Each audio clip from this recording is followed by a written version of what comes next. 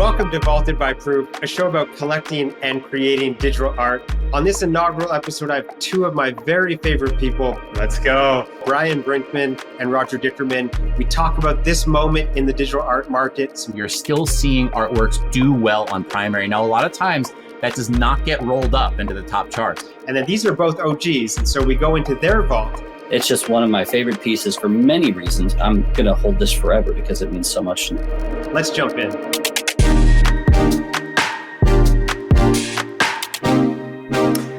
Welcome to Vaulted by Proof. I'm Eli Scheinman, head of art at Proof and Yuga Labs. I'm super excited. This is a brand new show that we're going to have every week.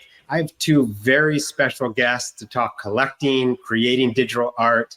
I wanted to bring these two guys on in particular because they have such a good purview of everything happening in the digital art space. I have Bryan Brinkman here, amazing artist, collector. Welcome, Bryan. Excited to be here, Eli. Thanks for having me on the first episode. Yeah, let's go. And then, of course, Roger Dickerman. I don't think anyone in this space has a fine-tooth sense and knowledge of everything happening in the market. Welcome, Roger. Great to have you, man. It's an honor, Eli. Genesis podcast vibes. Let's go. All right. So this is a podcast all about collecting and creating digital art. Let's start quickly. Bryan, Roger, give me one piece of art that you've collected recently that you want to share. So Eli, the project that I've been really excited about recently is called Cipher Dudes, and I can show you a little bit of what it does, but it's an on-chain piece that has animation. It has a white paper built into it. You can decode and encode messages. It's just really cool, and I'm really excited about it.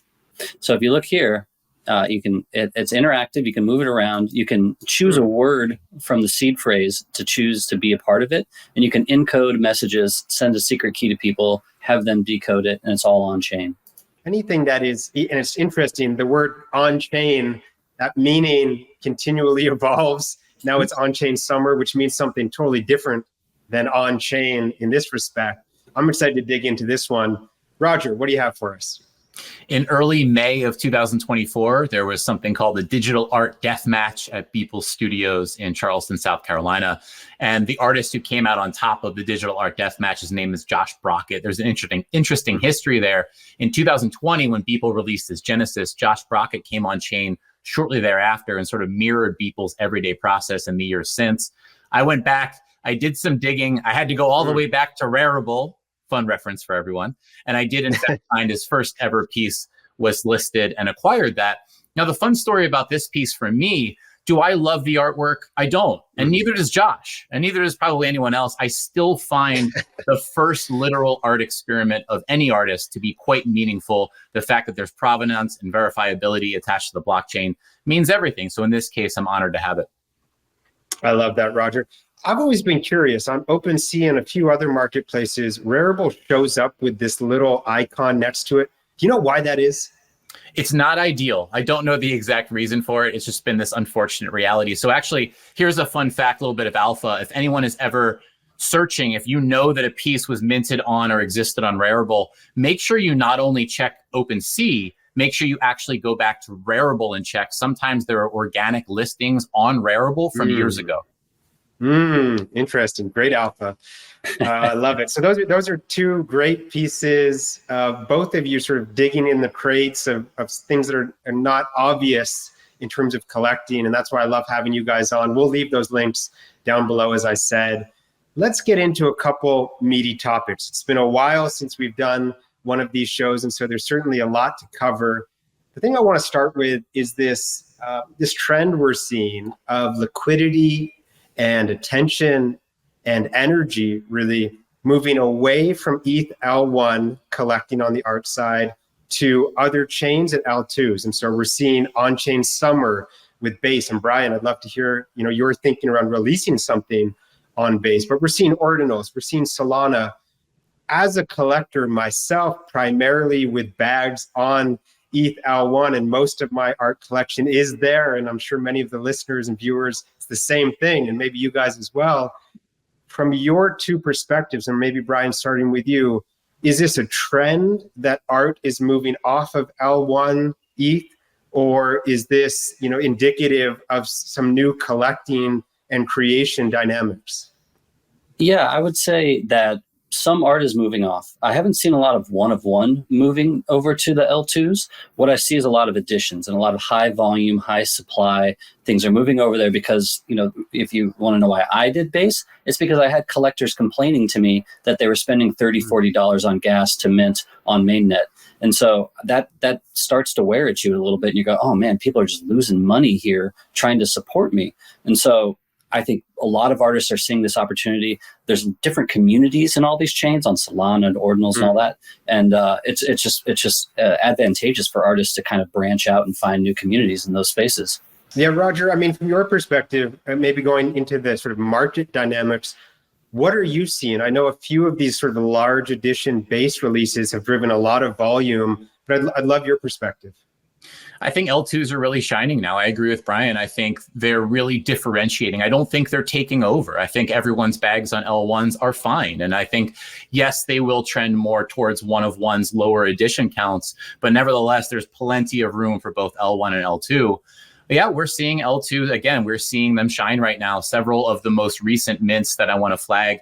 2-1 highlights, combat mode from Emily G, now over 6,000 mints, which, by the way, the economics of that are not to be slept on. That is now over 5 ETH. We had Menace on the Playground from Seneca, between 1,000 and 2,000 mints, right around 1,500, also over 5 ETH in primary. And then the big winner recently, literally just closed just a little prior to this recording, is Petra. And Petra was with Foundation and Base, and just closed at almost 37,000 mints for a near 30 ETH primary. So fantastic work over there. Amazing. And Petra was the linchpin or the lightning rod of some of this controversy around AI and the conversation there that maybe we don't get into this moment, but certainly an interesting backstory that led into that release that you mentioned, Roger. I think one of the things that's top of mind for me here is that in the service of bringing net new people into our ecosystem as collectors first and foremost, I think almost certainly some of these L2s reduce the friction and increase the ease with which someone can collect, a $10, a $20 artifact or a poster, more or less, in a digital object form. And so L2s make a lot of sense, I think, through that lens, through that prism for me. But my view is that over time, as you guys have said, ETH L1 still becomes the home for much of that very top tier one-of-one art. I'm curious, just quickly, on the generative side, what are you guys seeing across L2s, Solana, Ordinals, ETH L1? Where do you think generative art ultimately lands as sort of a home chain? That's a good question. I think it'll be on all of them. I think Ordinals is a very strong platform for generative art since it requires code and low file size. So I think generative art can live on all 4 aspects, whether it's Ordinals, which I think is great for generative art because it's so code-based. Harvey Rayner did a wonderful drop on it to showcase what's possible. I think art blocks on L1 is still a very strong spot, but then there will also be Solana and Prohibition and these kind of cheaper mints. And I think, as with all things, when you think about collectors and how they looked at on-chain art versus non-on-chain art, I think they'll do the same thing with L2 and L1s, where they'll go, oh, this is minted on a canvas, and this is minted as a screen print or an inkjet print or something. And there will be this differentiation of the medium in which it's minted onto. I think it's so well said. And I think it's so much about artists and brands and where they choose to lead us, at least in the shorter term. I think that's going to drive a lot of the shorter term attention, meaning if you have an art blocks make a big statement and attach themselves, let's say to an L2 mint, I think you're going to see a lot of attention drive over there. Same thing. If they did the same, but on Ordinals, you're going to see a lot more of the populist trend over to Ordinals. So for me, it's a watch the artists and the brands, the major ones, the decisions they make. That's likely where it goes, at least short term. We've seen that a couple of times already, Roger, with Highlight supporting base releases and Arbitrum, Art Blocks Engine, Prohibition coming together to do things. So certainly an interesting dynamic to follow as we move forward here. Let's jump into something that I think is timely and important, and we're all feeling it in different ways. It is really tough. Let's just be realistic. It is really tough for artists at the moment. And I always like to be cautious because I'm not participating in this space first and foremost as an artist. And so, I want to be very clear about my perspective and driving mostly, Bryan, over to you to hear how you're feeling about the space at the moment. But it is challenging, no doubt. Bryan, what do you think artists most need in this moment? How can platforms like Rogers, like us, how can we better support artists as we navigate this moment in the market? Discoverability is the hardest thing for artists right now, especially medium to smaller artists. Once an artist is at the top, an echo chamber forms and all these people that collect them talk about them, and that kind of self-perpetuates. But getting into that cycle is very difficult. The other things artists really need is a better way to outreach to their holders. There's not really a hub for that. And there's also not personalized secondary marketplaces so that, I can send someone that wants to buy my art to a place where all of it is accessible, sortable, and they can do their own research more effectively. I think those are big parts of it. And and the question of like what collectors can do to help, it's all a word of mouth, spreading more context to the work, building up narratives about why they like it, and then just sharing and retweeting and doing all this stuff. Artists need people to vouch for them. They can, we can bang a drum about ourselves all the time, but it requires multiple people to give you that kind of seal of approval. And that's what's, if you collect an artist, tell people about it, tell them why you like it, share that narrative. And that goes a long way. Storytelling and contextualization, Bryan, you said it. That's what it's all about. I really believe when things do get tough, and Eli, you're spot on. It's tough. Let's make no bones about it. At some point, we shift past the narrative of it's tough, but we get past that, and then we just start organically sharing the good stuff. Share an artwork. Add the right context, right? Share an artwork. Say what you like about it. Share an artist. Say what you like about it. Lift up a release. Say why it grabbed you. Say why you're minting, or even if you're not minting, just say again, what are the things it's putting out there that you want to put yourself behind? I think a number of small torches ultimately leads to the right place. What do you guys think? I mean, I'm of the view that artists should share a lot and mint a little. Have a presence, share work in progress, be present, be a part of the conversation, but keep the actual number of mints, particularly in this market, quite small unless it's a large edition. Curious how you guys feel about sort of that ethos, that approach of sharing but minting very little. Yeah, I think supply and demand is always going to be an aspect of it that you have to kind of grow with the community that you build up. Sure. Some of the most successful artists are very scarce, but that's also very difficult to sustain a period of time if you're not going to be making sales very often. So I've always been of the mindset of finding different tiers, one of one, small editions, large editions, free editions even, building a community of people that can then go and tweet about you and share about you. I think Jack Butcher's a wonderful example. He put out a free edition to tens of thousands of people, and they made him the biggest artist. So it's not about necessarily scarcity. It's about getting people to rally behind you. Yeah. And Bryan, is that mostly through the lens of, for Jack, it's commentary on the space, and he's so incisive with his work. What are some of the other ways, artists can think about engaging collectors in that way if it's not about commentary? Are there other organic, interesting mechanisms, approaches that artists should be thinking about, perhaps? Yeah, I think one example is the artist Panter Zita. She did a system this year where she created 12 spots that you could pay about an ETH to get into, and then you get a year of editions and a one of one, and you basically create a patronage system in which you're only releasing art into the small collection, and you're building a kind of a mini community and a DM and all that. And so I think that was a really cool way for a smaller artist to basically create a salary system for her to create art for a year without having to worry about hitting all these different notes over the course of it. I love that. If we kind of distill that down, and I think Dave Krugman has done this super well as well with his different projects and with roles in particular.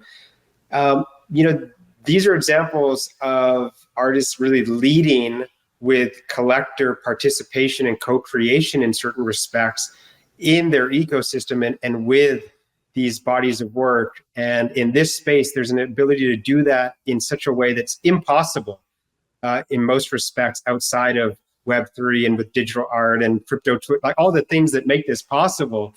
when leveraged appropriately, create this sort of beautiful confluence of artist and collector, I think. And those couple examples you gave, Bryan and Roger, I think are doing it so well. Roger, we talked about it. This is a tough market.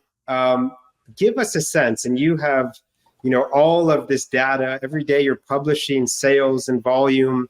What aspects of the market today still feel really strong? Where are you seeing some signal? Is it the very top end one of one that seems unaffected? Is it the generative art market? I think it's probably not that, unfortunately. What are you seeing though, Roger? Give us a sense of sort of these different dimensions of the market at the moment. Yeah, a couple things. I'll give you a couple things and I'll give you 5 highlights. So we're seeing slow secondary volume. And I think that's what a lot of people have their eyes on. We see volume has almost entirely dried up. And that's a scary thing. It's a scary thing. But that doesn't change the fact we are still seeing highlight primary placements, right? Of varying shapes and sizes. We are still seeing artworks do well on primary. Now, a lot of times that does not get rolled up into the top charts. A lot of times they are not reflecting primary volume for one reason or another. And so it is important to pull them out and to tell those stories. Another thing we're seeing a lot more of is private placements. I'm big on this. I think it's going to be a continuing trend line. A lot of sales will go privately, whether it's a one of one or whether it's key pieces within a collection. Again, not the thing that shows up on the volume ticker. So let's talk about a few of those things. Let's take Tyler Hobbs. Tyler Hobbs just did a very interesting collaboration, Cactoid Labs and the Los Angeles County Museum of Art. Now today, just breaking again before the recording, 2 artworks of Tyler Hobbs have been placed after the fact. So these are artworks outside of that release, but one has been acquired by the Los Angeles County Museum of Art, and another one has been acquired by the San Francisco Modern Museum of Art. So really, really wonderful stuff to see from the Tyler Hobbs camp. Again, no dollar amounts attached to those. We do have HiveMind acquiring it for a sum, but we don't know exactly what the sum is. On the Christie side, we see Christie's close a 20-lot auction. 14 of the 20 lots sold. So 6 still left out there, but it was for a big number, $437,850. We saw a number of success cases. And most importantly, Christie's did a beautiful job of lifting those artworks up, doing a bit of storytelling around them, and definitely, presenting them well in a physical space. I was there personally. I was wowed compared to what they did, let's say in 2021, now fast forwarding to now. We had Trevor Jones, massive success case, mixed medium release, bronze sculptures all the way through NFTs. There will be a subsequent ordinal release. One of 21 ranked auction. We're talking about 88 ETH, phenomenal in and across this market. A lot of storytelling in association with that. We saw Gallad, speaking of generative art, lifted up with AOI and Red Bull Racing and Bybit, released a one of 377. That did 37.7 ETH in primary volume after a few initial hiccups. Still quite a strong ultimate result. Last but not least, again, continuing with the private placement trend, Maker's Place on the ground at Basel. A couple things. Private placement, it was released 43,000 for Operator and a mixed media package going to Token Angels. 4 of 6 one of ones from Echo 33 have sold for 2 ETH each. And then the Urs Fischer release is now going on live in Countdown as we speak. So really good stuff when you know where to look. Yeah. Bryan, any thoughts? A couple of those I knew about and some of them I didn't. So that was pretty awesome. Really cool to hear about the Maker's Place stuff. But yeah, no, I think it's always been the case where compelling art does really well on the primary. And it's just a matter of whether people are buying into it because they like the art or if they're buying into it as an investment. Right now, anybody that's buying into these is usually buying in because they actually like the art. And so I think these are, things that are selling in this primary are going to be held very strong. And so it's a good time to buy art, in my opinion. Yeah, well said. And Roger, if we were to aggregate those 5 examples you gave, you may have mentioned something like 400 total NFTs, like 400 total artworks across those 5, and 377 of those were the Cheryl Golid release. So really, we're talking about such small N or numbers of artworks, despite them each sort of finding a home effectively. And I think that speaks obviously to sort of this contraction at the moment of real collectors, Bryan, to your point, who want to participate and show up with very little expectation of secondary activity right away when they do so. Last thing on the market that I think is interesting and worth touching on, ETH versus USD pricing. Bryan, to you first, and this is a controversial one. Bryan, to you first, as an artist, when you are pricing things, do you think in USD or ETH? And then Roger, maybe over to you, how are you seeing things maybe reprice a little bit? As someone who is an artist that lives in the United States, I always think in USD because I get taxed. And so that always factors. But, I think that's always the challenge. It's like, you look at something that's sold 2 years ago at the bottom of the market for 1 ETH when it was 1,000, and now it's 3,500 to 4,000. It's very tough mind games of like, what's right? Do you feel bad for people that paid 1 ETH when it was worth this much or this much? And, it's always a challenge. I think sometimes you let that kind of Ethereum navigate you and you go, oh, 0.05 is 0.05. And you don't think about the USD. But every once in a while, and I think when times are tough, you really look at that USD. And I think we're seeing, especially with like punks right now, everyone's making this argument of, oh, punks are really low in Ethereum, but they're still over 100K in USD. And so I think that's always going to be a debate. But for people that have to pay taxes, all those dollars matter. And Roger, how are you seeing artists reprice things, collectors maybe be a bit more reticent to purchase at the top of the ETH priced market? What are you seeing on your side? I think it's USD. I think that's where it all goes. I think, listen, to be clear, I think everyone's doing the best they can, learning as they go. I think a couple of years ago, it was much more common to find the narrative, hey, this is native ETH, it belongs native ETH, 1 ETH equals 1 ETH, no problem. But the thing is, it works both ways. As adoption comes in, as more participants do come into the market, USD matters. And I think we are getting to a point where you see secondary markets reprice quicker than ever before. And when you see things trend down, it's important to remember a collection may not be down as much as you believe it is. When you do go through that repricing exercise, it will keep you sane. Yeah, like that. Just last quick thought. I saw someone post this on Twitter, and we'll find out who it was and give them credit because it was not my idea, but I liked it quite a bit, which was give artists the option when they are listing a work on Primary to choose a USD price that they would like to list that work at, and then have the user interface, the UI of that platform, adjust real time the ETH price, reflecting that. 2 shout outs there. Young Weekend working on a fantastic release around that. And then Prosecco as well, teasing releasing a marketplace or platform of some kind with that built-in functionality. Both have these things top. Yes, we need to get Young Weekend on this podcast. He's the best. Yeah, he's the best. Bryan, go ahead. Well, I think, if you look at the height of this art market, it was Nifty Gateway, and that was priced in USD. And so I think, for what it's worth, everybody that got into this market had USD in mind. Yeah, well said. Okay, let's transition now to, this might be my favorite segment of the podcast. You guys are both OG collectors. I want to go into your vaults. I want to see something special. It doesn't have to be the most valuable, but Bryan, maybe starting with you, let's go through the crates, dig into your vault. Give us one piece that's meaningful or you want to share. I'd love to hear. Yeah, I'll dig into the beginning. I discovered the space because I'm a fan of the artist Killer Acid. I collected his physicals and shirts and stickers and all this stuff for many, many years. I saw him on Super Rare. That was how I fell down the rabbit hole. And then, a year later, someone made a tweet that said, "Hey, how'd you get into the space? What was the thing you discovered?" I shared a piece by Killer Acid. And then what it turned out was it was owned by my first collector, Jimmy .eth, and he graciously gifted me it. And so to me, it's just one of my favorite pieces for many reasons, because it reminds me of that kind of early exploration, and just that giving aspect really set a path for me and helped me kind of think about the space in a different way than just monetarily. How do you create these moments and these gifts and things that people will cherish? I'm going to hold this forever because it means so much to me. Man, what a cool piece. Yeah, right. Extend a little extra love to Killer Acid.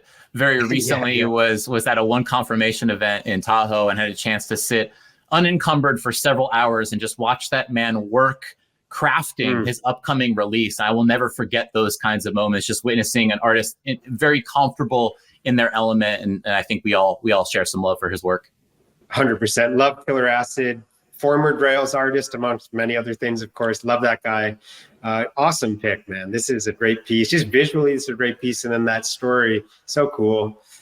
Roger, over to you. Give us one piece from your vault. What do you have?